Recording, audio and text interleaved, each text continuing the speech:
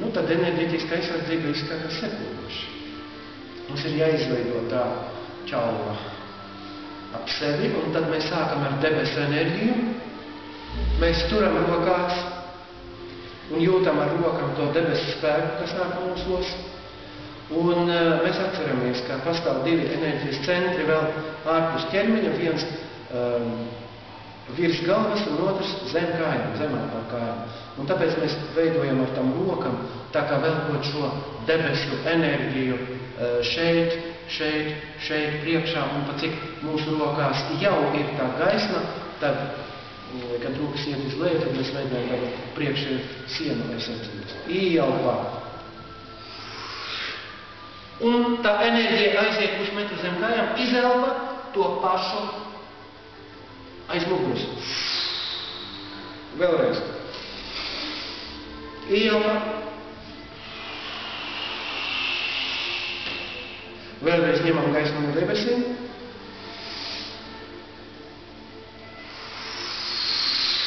Viss. Tagad no priekšpuses mēs esam izveidojuši. Un tagad mēs veidojam sirds aizsardzību. Arī ieelpojot to pašu enerģiju, mēs tā kā ņemam no debesīm. Un pagrieziens vispirms pa labi.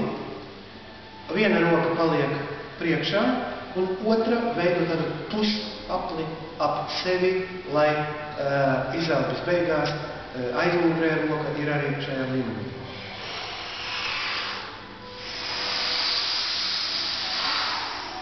Vēlreiz. Tagad pa kreisi.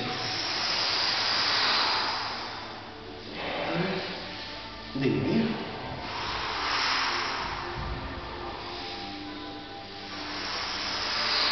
Un trīs.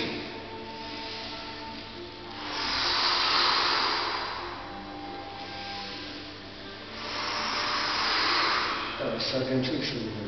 Ar galvu un vēderu ir vieglāk. Galvu. Vēlreiz. Veidojam skaistu, uguns vai saules gaismas kroni ap galvu. Un to pašu no vēdera lejas daļu.